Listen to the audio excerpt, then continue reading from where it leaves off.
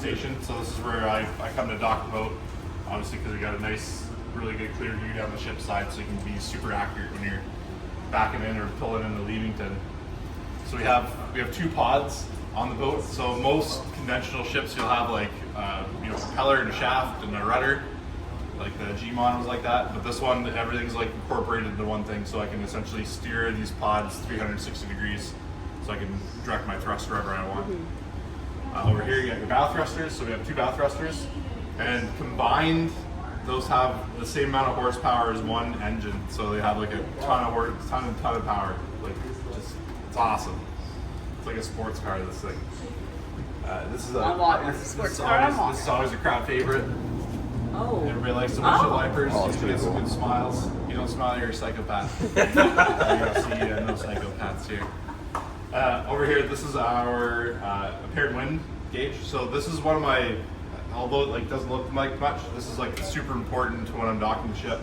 I don't care if I can't see. I don't care if it's raining. I don't care if there's lightning. I care where the wind's coming from. The wind is the biggest factor with handling the ship and how it dictates what I do. So that's always super important to know which direction the wind's coming from for me and how powerful it is. This is our gyro compass. We don't really use that much at this point in time when I'm on the station, because I usually just do visual references. But right now we're on autopilot. I'm 22 degrees back to Leamington. On the pod area, so this is your RPM gauge, so that gives us how fast our blades are spinning right now, so 300 RPM.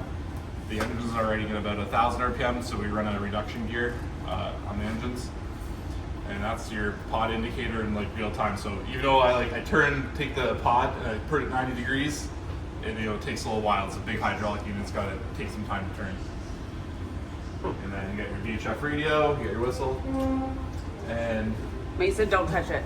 I know he wants to. He's looking.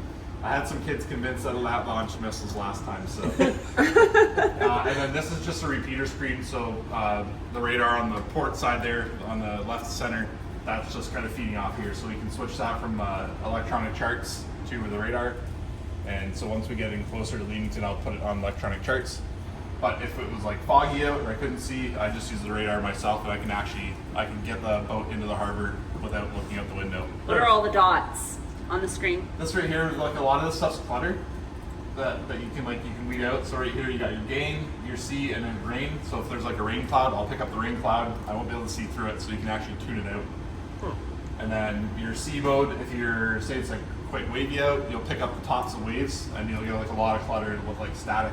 So you can also tune that out. So you got to tune around with it. Some targets you'll see like that's a pretty decent target. That could probably be, let's see if we can ship over there or something. There might be some sort of pleasure craft out there on the port side. I can't really look with the windows and stuff, but it's even able to find even small pleasure craft on there too. Sometimes, you can see like right here, you got like that's a pretty solid target, and that's like the red can that's out here. Oh yeah. There's a red buoy, and then if we you can you can see Pelee Passage, and you can also obviously see like the land quite well. So let me go to like 12 miles. How long are you on autopilot for? Like once you leave? As soon as we leave, we get like steadied up and put in autopilot, and then about a mile out or so, we'll position the gauge and we'll go into hand steer. Okay. Yeah, there's 12 miles out. That's a little bit better. You can see a little more. So you can see Pelee here. Yep. And like there's Kingsville, a little nub that pops out there. You can see Point Pelee, and then these would all be like any trees or anomalies that are higher up from the shoreline that it's picking up. We run something called AIS. That's our automatic identification system.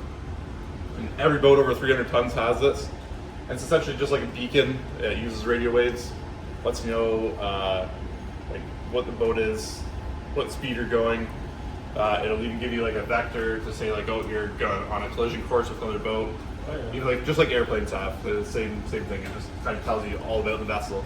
So that kind of takes the guesswork. If I see a boat, 6 or 7 miles on the horizon, I don't have to think, oh, what's that boat look like? It's got that thing, whatever. Piece on the top. Yeah, I just like go click on AIS, and then we can pull it up and get the target name. If they have it's like a transponder type of thing. Yeah, if it has a transponder, and even smaller vessels, they're buying it now. So we have a Class A AIS, and then for pleasure craft, you can get a Class B AIS. So it's a cheaper version. doesn't go. Oh, sorry, you got a question? Yeah. Yeah. Do you guys walk out there? Like on, out here? Like, the little thing, the little. You're welcome to walk out there if you'd like, but the only time you go out there is you gotta put a squeegee in your hand. Okay. So you gotta clean the windows. I'll do it. I'll go. Yeah, we go out there all the time and like, clean the windows or like do like maintenance on the wiper blades or something Do you like ever that. do like the scene from the Titanic? That is absolutely not allowed. That's famous. That's so cliche. Good answer. Good answer. The girl's asking that question for Yeah. sure. Let me guys come down this way and we'll explain some more stuff. So over here, this is our hydraulic units for operating the bow visor and bow ramp, the passenger doors, and the stern ramp. Pretty simple, open, close, and it just follows a sequence. It's got some tolerances that it's got to hit, and little sensors. Then it'll keep the process going. CCTV, and you can monitor people go overboard, people trip and fall, accidents on the car deck. This right here is the next big piece of equipment up here. So this is the engine control module. The engineers down below have the exact same screen, and they run the whole engine room off of this. So they have two screens. We have the one. So if we were a deep sea vessel and we were in like confined waters like we are now, we would be. They could transfer control up here. They could work a day shift, and then at nighttime we can monitor the engine room. But right now we're only a day vessel, so we're just giving it to they're down there all day. Yep. So this is our propulsion. This is what it kind of looks like a 3D rendering. That's what the pods look like. That's the gearbox for the pods that they spin on. That's the main engines. And right here it just kind of tells us their our fuel consumption, speed through the water, engine RPMs. So right now, like we're doing 228 liters an hour. How much? Oh, jeez. How much fuel do you use on a round trip? Like how many liters? We do 40,000 liters a week. 40,000 liters a week. A week, yeah. And that's for all the trips back and forth. Yep. Yeah. Okay. Every week we're like 35 to 40,000 liters we top up. Okay. And then every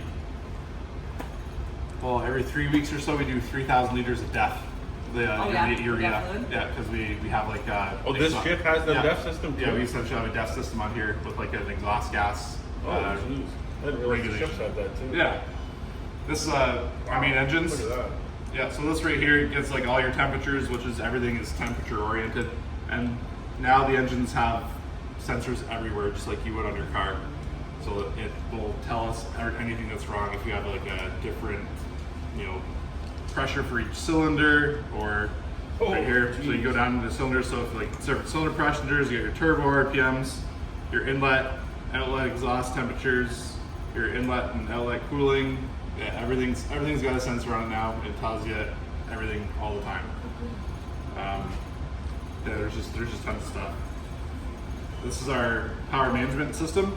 So we have 4 generators on board, 2 C32s and 2 C18s. So those are smaller ones and our bigger ones. Our bow thrusters are 800 kilowatts each, so that's why we need so much power once we turn both generators on. It's a lot of power. Yeah. And right here, it's really simple. It's like you click on the generator and you can turn it on and off. And close that. There you go. You can turn the generator on and off, and it'll synchronize it. It'll get the frequency correct, and then put it on the board and trip the breaker. So it's all automatic. Wow. The G-Mon was no pod. It was like an actual. No, G-Mon, yeah, it was just they had variable pitch propellers and runners. Oh wow. Yeah. There was no bow thruster on the G-Mon? They had a bow thruster also, yeah. Just one though. Yeah, very, very you'd need like, I forget what the power, you'd probably need like 3 G-Mon bow thrusters to equal one of our bow thrusters that we have now. Oh wow. And that's why we've been so much more reliable with this boat. I still haven't found my limit on it yet to cancel like a trip. I've canceled, really? Yeah, I've canceled trips in the sense it's like, is it worth going out today? Not really. We have 5 cars that we're bringing over, and it's not, the risk and the reward aren't really there. But I think like last year, me and Steve together in total we canceled 3 times. Wow, that's so pretty like good. the G-Mon used to cancel quite a lot. So once a week in the fall probably at least. yeah. So this boat's got the power to get the job done, and and the technology where we can direct the thrust now, and we can push More the control, limits. yeah, for sure. Yeah, it's awesome. This is our pumping arrangement. So if we want to pump ballast, pump our sewage off the boat, taking out fresh water, and then your bilge pumps. So it's like our fire systems, our bilges. So if we have like we're taking water on, we can pump our bilges out. This is tanks. So all our tanks, just like even like if you have an RV, you know, we got all your tank usages. So you got your lube oil, fuel, sewage, and then everything's kind of mimicked on the other side. And then below the deck, these are your ballast tanks. So we have like 13, 6, 1, and your 25s. That's our main ballast that we usually use for if it's like we don't have a lot of vehicles on and it's the fall. We put those in. It kind of keeps the boat a little bit more stable, a little bit more weight down below. And if you can see here, you got like a ton of void spaces that are built into the boat. There's all kinds of different sections and bulkheads, and pretty Is it much all customizable? Like you could fill any. no. So the void spaces we don't fill. Oh, I see. So you got a bulkhead here. So this is like a U-shaped void space and with a bulkhead on each side. So essentially, any passenger boat now has like a ton of sectioned off spaces, so that we could flood them and not risk the stability of the ship. That's why it lets you cross. It lets you cross flood it, so then the water's even, so then the boat doesn't list. Right. But then you can like, you know, you can puncture a hole in like 3 of these sections, and the boat's still fine. Like it'll still float. It's got a ton of flotation, and they put a lot more sections in there for safety reasons. And that's like a standard now for any sort of passenger vessel. It's got a lot of different void spaces and segregations to let you essentially puncture more holes and keep the boat upright. Is this the biggest boat that you've sailed? No. I grew up sailing on the Lakers, so like 730-foot boats Oh wow. on like the lake freighters that go by here. And then once I got married and had kids, I needed to find a job close to home. So this is the close to home job, and it's nice. And I don't get dirty anymore. And I don't have to wake up at 3 in the morning in the freezing cold in Thunder Bay and tie the boat and Yeah. load of dusty grain and corn, and yeah, it's good. So this is definitely the better job. Oh yeah. Yeah. I miss piloting the rivers. I used to pilot the rivers all the time, which I really enjoyed. So like the skill set's been kind of taken away in that sense. Where traveling, I used to know all the ports that we go to. I knew the guys in the dock. I knew which tree to tie up to and which how to do all that kind of stuff. So that skill set's been like kind of gone now since I've been here this is my 7th year here. So You guys got more questions? Any questions? it's like we're not done yet. We're just no. getting started. The questions are building up. Sometimes you're afraid to ask a question. So I'll show you. I'm just gonna come around here. You guys can still kind of stick around. I'll show you the chart. So this is our electronic charts. It's our Google Maps of boating. You might know about that thing. I'm calling them. Everything So, except for electronic charts have come a long way. We don't really use paper charts anymore. They're kind of out. walk through the Everybody uses electronic charts now, and if we have 2 systems, we don't need paper charts anymore. I don't know, Jeff did that. Essentially, you can connect this to the internet. You can get your updates coming through weekly for the American charts and monthly for the Canadian charts. And what we do is we can build our routes in here. Just like Google Maps, like I want to go from here to here, and you connect the dots, draw your lines. You can widen your track, you can narrow it. You can add different parameters like your under keel clearance or your safety contours. We can change like how far out these contour lines come out and give us different alarms and different notifications. And also on here, let's see if we can find a boat. Oh, perfect. So this is the AIS right here. So I see these little green triangles. Yep. So right there, there's the Tug Victory. Yeah, that's the worst. And then it gives us his speed over ground, 6.5 knots, course over ground, 93, and his time to sea, or closest point of approach, which is 17 miles. He's not going to hit us. We're going to be in Leamington by the time he passes by. But the CPA is really important for us when we're navigating because we want to know the closest point of approach. If we're on a vector heading we're going to be on a collision course with another vessel, we can call them up and take the appropriate action to move. And especially right here, these lines right here are the LCAs. So this is where the lake freighters go. If you're heading to Detroit, or if you're heading over to Welland, it's one of the only places in the lake where you have like a 90-degree crossing situation. Where on the Great Lakes, on the other spots, you got like a lot of shallower angles. So we're always like really monitoring traffic. So anything between Colchester and Pelee Pass. Is that the big toilet sitting out there? That's right there. That's that one. That's the big toilet. Yeah. Okay. So There's the toilet, guys. Yeah. that we saw from anywhere the around here between Southeast Shoal and Colchester Point. When the boats are kind of in this zone right here, that's kind of like a hot zone for us, where if we're departing and they're in that area, we know we're going to be kind of on a collision course with them, and we'll really monitor it closely. Gotcha. So that's the electronic charts. That's pretty neat. Yeah, VHFs, and we have 2 GPSs. So it's like everything that would be on a pleasure craft that you can get, you know, Canadian Tire essentially, but this is more on an industrial tested scale.